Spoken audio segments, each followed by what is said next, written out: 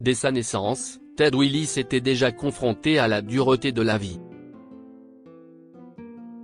Après la mort de son père, il est devenu orphelin et a été placé dans un orphelinat à l'âge de 3 ans. Ses parents adoptifs l'ont aimé et se sont occupés de lui, mais son père biologique l'a surpris, même des années après sa mort. Ted Willis a passé les 3 premières années de sa vie dans un orphelinat. Son père est décédé alors qu'il n'avait que 6 mois, et sa mère l'a quitté juste après sa naissance. Comme elle ne souhaitait pas élever d'enfants, elle a demandé à son père, Mark, de s'occuper de lui et a déménagé dans un autre pays. Mark a travaillé dur pour être un bon père. Il avait un cancer, mais il essayait toujours d'être présent pour son enfant. Il avait l'espoir de guérir pour pouvoir voir Ted grandir, mais cela n'a pas été le cas. Il est décédé, alors qu'il n'avait que 45 ans. Mark n'avait pas de famille proche pour élever Ted après sa mort. Ted a donc été envoyé dans un orphelinat, dirigé par des religieuses. Ted ne se souvenait pas grand-chose de son séjour à l'orphelinat, parce qu'il était encore très jeune. Mais il était reconnaissant aux religieuses qui s'étaient occupées de lui, quand personne d'autre ne le pouvait. Ted se souvenait très bien du jour où ses parents adoptifs sont venus le chercher. Il avait passé toute la matinée à pleurer après qu'un autre enfant a cassé son jouet, une voiture. Alors que tous les enfants déjeunaient, l'une des religieuses s'est approchée de Ted et lui a demandé de se rendre au bureau. Quand il est arrivé, il a reconnu le couple assis en face de la nonne. Suzanne et Chris avaient passé les dernières semaines à lui rendre visite et à jouer avec lui. Dans la petite tête du garçon, le charmant couple aimait juste jouer aux voitures miniatures avec lui, et rien de plus. Cependant, il a été fou de joie lorsque la religieuse lui a dit que le couple serait ses nouveaux parents. Il a parlé avec enthousiasme tout au long du voyage de retour, et a été émerveillé par toutes les images qu'il voyait pour la première fois. Ted aimait beaucoup ses parents adoptifs. Ils étaient toujours sincèrement intéressés par tout ce qu'ils disaient et faisaient. Ils lui ont permis d'explorer tous ses centres d'intérêt, notamment la construction et la décoration intérieure. Il aimait embellir les espaces, et passait des heures par jour à concevoir et à imaginer des maisons différentes. Suzanne et Chris n'ont jamais essayé de lui cacher le fait qu'il avait été adopté. Ils pensaient qu'en étant honnête et ouvert avec lui tout au long de sa vie, il conserverait des sentiments affectueux envers son défunt père, même s'il avait très peu d'informations à son sujet. Très tôt le matin de son 16e anniversaire, Ted a été réveillé par ses parents qui ont doucement frappé à la porte de sa chambre. Ils sont lentement entrés, en chantant joyeux anniversaire et en portant son petit gâteau préféré aux carottes et aux pistaches, sur lequel était posée une petite bougie. C'était leur tradition annuelle d'anniversaire, et Ted adorait ça.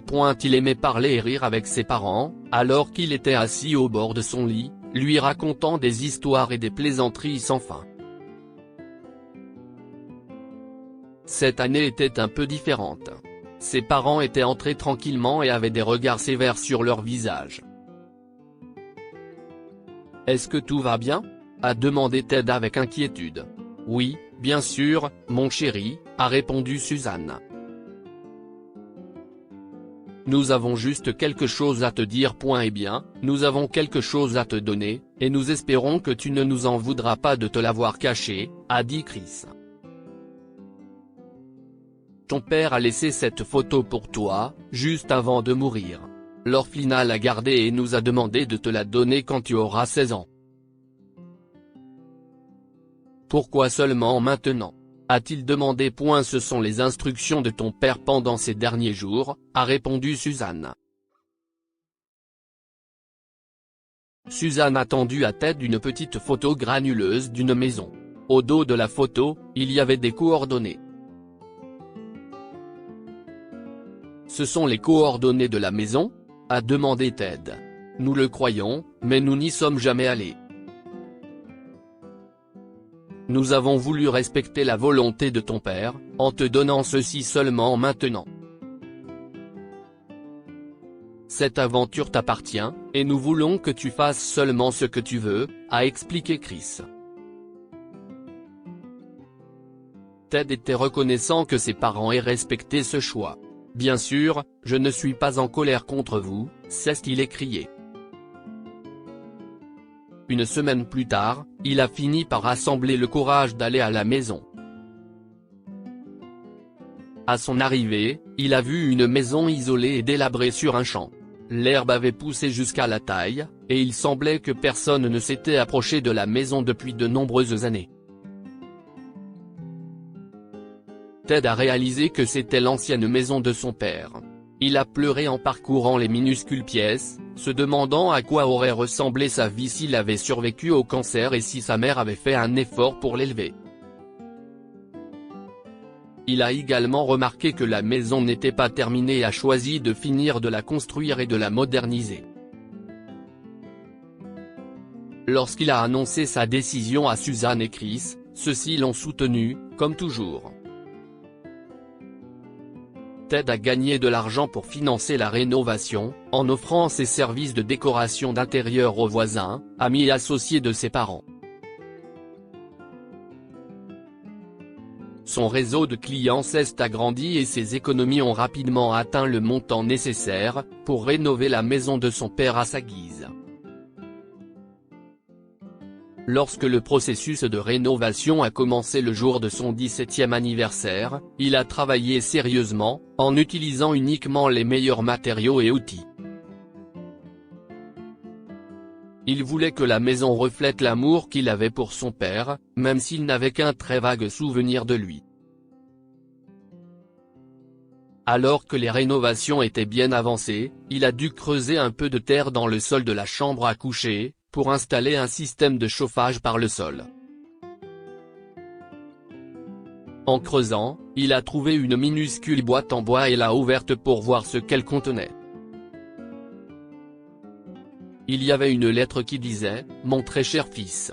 J'espère que tu n'es pas en colère contre moi si tu lis ceci, mais je ne pouvais pas faire autrement.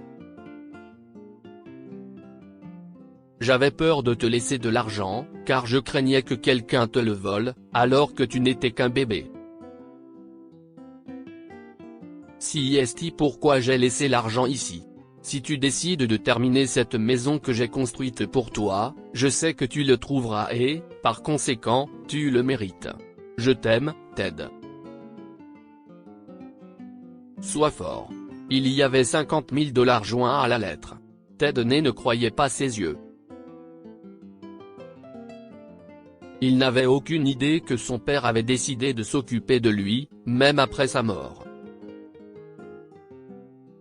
À ce moment-là, il s'est senti plus aimé et plus chanceux que jamais. Il a terminé les travaux de rénovation, et a fini par emménager. Il a également poursuivi son activité de décoration intérieure dès qu'il a terminé ses études. Que pouvons-nous apprendre de cette histoire? L'amour que vous recevez pendant votre enfance façonne la personne que vous devenez. Ted a eu un début de vie difficile, mais l'amour de ses parents adoptifs l'a conduit à devenir une personne travailleuse et compatissante.